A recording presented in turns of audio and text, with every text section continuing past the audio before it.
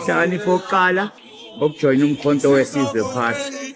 Inhlakanipho yesibili ukuvotela umkhonto wesizwe ngomhlaka 4 November 2026 local government election. Kancane kancane istokfel esikazuma. Kancane kancane kifi umlilo wamaphepha. Okwakho nombono wakho lo manhlele emajointini sikhuluma lezo zinto.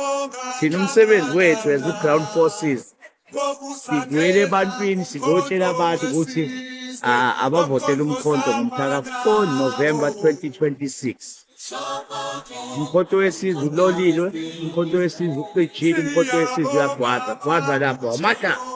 Ley'nsuku ezedlule sesabona amalungu omkhonto wesizwe phathi engajabulile ngoba uSecretary General womkhonto wesizwe phathi Sibonelo Nomvalo wahlakaza ama-structures ayekhona. Mayeqeda kuqokwa nje wahlakaza ama-structures ayekhona wayisethi ufisa ukuthi ema-region ngama-region, ama-ward ngama-ward babe nama-elective conference wabo lapho bezokhetha khona abantu okuyibona abazoya esigxotsheni ba-represent umkhonto wesizwe phathi njengoba kuza ama-local government elections angomhlaka 4 kuNovember 2026. Ngempela-ke abekhona lawo ma-elections lawo okuthe mase kuphuma imiphumela kwabakhona ama-dispute amaningi ngoba abanye bethi labantu abaqokiwe bekungafanele akubona abaqokiwe kube nobugebengu obenziwe kunama-list aphume before even iqala kuhlanganwa kunobugebengu obukhona. Kwagcina sekuney'nxushunxushu eningi. Ngithe mangikhuluma kule nsuku ezedlule ngathi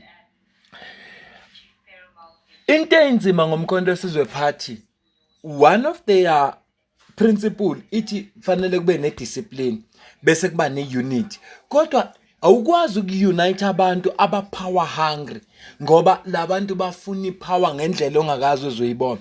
Yilona loyo omunye akafuni kwamukela ukuthi hayi usibani banungihlulile bese esupportwa lokhu yena ozobe wine ngaleso sikhathi. Sizwile into eziningi ezikhulunywa ngamalungu omkhonto wesizwe phathi njengale.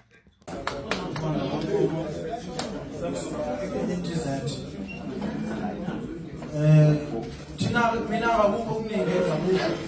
Iqoqa sayicela e-NTZ iyalazi udaba lethu, iyazi ukuthi yini engasiqalisile kahle e-NTZ. Engicelayo kwiqoqa ukuthi ayiphuthume udaba esesibekele etafuleni kuyona isilungisele ngoba bonakele e-NTZ kumanje e-NTZ uward 7 ushutha ama-candidate amabili uward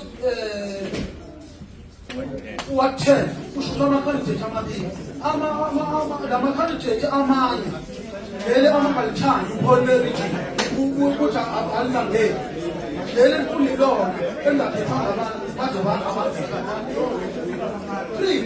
ekufuneka imisiduseko umsholozi ukuthi thina sonke esikhethwe ngeqiniso-ke e-NTZ kathiwa sama-candidate abahlale bazi kahle ukuthi thina uma kuwukuthi baqhubeka ngale ndlela yabo silindile thina sonke ama-candidates sizalahla phansi bazokhetha ama-candidates athanda khona sikhathele uPaul-Region ngisho kuthiwa wenzani bona bahambe lesibini sebethi i-fake leyo nto ayikho bafuna into enjalo eshiwo ibona baholi bethuodala sisizeni saliletha udaba kunina siphuthumeni siyalimala emkhontweni. Mina ngeke ngisho ukuthi umkhonto onenkinga abantu abakhethe emkhontweni ubaba uMpongo simoshile thina kakhulu. Ubaba uWillis Mthungu uyikule intiza kwayiqedwe ihlukanisa phakathi kabili simoshile siqede simoshekile nje siphelile noNomvalo nombaba ngoba lesistructure lesi esikhethiwe kunesandla uyena okhethe bona abakhethisa ama-portfolio ukuthi abangani babo akubuyela abantu asesikhathele ibona sikhathele uthi nje umhlaka 4 uzoshaya e-NTZ ingamile ngale ndlela efuna ithini ime ngale ndlela efuna ibona. Uma ulalela kahle lenkulumo yalobhuti uyibeka kucaca ukuthi inkinga ekhona kukhona abantu abangefuni ukwamukela ukuthi sekuqokwa abanye abantu ukuthi abangene ezikhundleni ukuthi kuwina abanye abantu bese bethi ifake leyo nto leyo lawo bantu labo bakhethwa abantu abathize bese kuthi njengabo base bebhekile ukuthi vele bona bazongena ezikhundleni. Wafika kuNomvalo wavele wathi uyahlaka zonke ama-structures, uzokhanda ama-structures kabusha. Khumbula ukuthi kwawona lama-structures ayekhona aye nokukhuluma ngoba abantu babethi uFloyd wakhetha abangani bakhe. Umehluko phakathi kweprocess eyenziwe uNomvalo neprocess kaFloyd iwodwa ukuthi uFloyd wafike wakhetha waqoka abantu. uNomvalo uthe abantu abakhethane bona abahlangane kwama-region ohlukahlukana kwabo wangababikho nokubabikho yena njengoNomvalo uma bekhethana abantu. So kodwa ngenxa yokuthi akuphumanga lemphumela abayifunayo, uqinisile bhuti inkinga ayikho kwi-organization kodwa inkinga ikubantu abakwi-organization ngoba banehanga ihanga yabo eyeyikhundla. Ayikho into eba-driver kakhulu ukwedlula leyo ukuthi bafuna ukuzibona beseyikhundleni. Sicela ukuveza kucaci even kwi-media yethu ukuthi njengoba sila sizokhiya i-office njengama-members of Umkhonto Wesizwe. Number 1, akusuka ukuthi sivele safika sazokhiya i-office. Sifike sacela i-leadership ukuthi ize kithi kuma-ward. Yangafiki i-leadership kuma-ward. Sasuka lapho seza kuyi-leadership njengoba sazoyinika u7 days wokuthi uma kuwukuthi indaba yama-disputes abayi-resolve njengoba sinama-disputes sixakwa ama-disputes kuma-ward ethu since bekhethwa ubukhansela. And mind you, i-guideline iphumile from Umkhonto Wesizwe. Uthini i-guideline? Ithi guideline number 1, kumele kuhlale i-VD, each VD, i-VD ne-VD ngizonenzela i-example futhi. Uma mina ngihlala e-ward 26, number 1 nginama-VD ayi-4. Ithini i-guideline? Ithi guideline kumele kuphume i-nominees ye-VD yaseQaphelani, kuphume inomini ye-VD yaseMadada, kuphume inomini ye-VD yasehlala nathi, kuphume inomini ye-VD yase-Middlelands, ne-PR wonke woyi-4. Isho njalo i-guideline yomkhonto. Kuyima kuhanjwa kuyiwa ine-center kuyima kuzohlaliswa kuzophuma abantu bakwi-VD yaseMadada, kuphume abantu bakwi-VD yaseQaphelane, kuphume abantu bakwi-VD yase-Middlelands, kuphume abantu bakwi-VD yasehlala nathi bazovotela umuntu wabo abamkhiphe in each VD. But emkhontweni akuzange kuze kwenzeke lokho. Okusixakayo nokusimangazayo ukuthi kungani i-guideline ingalandelwa emkhontweni. Kungani la eMajuba ingalandeli i-guideline baholi? Kungani eMajuba benza eyabo i-guideline belandela eyabo i-guideline? Sifisa ukwazi lokho. Ingakho sithe ake size kubo ngoba thina masibabuza abasiphendula beze kumawadi selokhu bangena bakaze babiza neyodi meeting. Uma ngabe nginamanga nabaholi bakhona ngemuva bangakhona ukuthi bangiphikise. Number 2, another thing esenza ukuthi sibe la. Sibanikile u7 days comrade abakaze basiphendula until today. Njengoba sila sesibuyile futhi sithi sizobafica ilanga labo lokuthi babe se-office kodwa bekho. Njengoba nje nisibona nje silokhile ingoba sibalindile kuma-ward bezosiphendula ukuthi kwenzakalani ngama-disputes ethu. Number 3, okusixakayo nokusimangazayo ukuthi ithe mayikhuluma i-province yakuveza ukuthi eMajuba ama-disputes awekho. Only to find out ukuthi kunama-disputes eMajuba more than 30 kodwa afihliwe. Esiyibuza kona kukodwa ukuthi afihleleni ama-disputes kungani enganakho? Ngoba umphakathi ozovota akusiyimi nawe ozovota.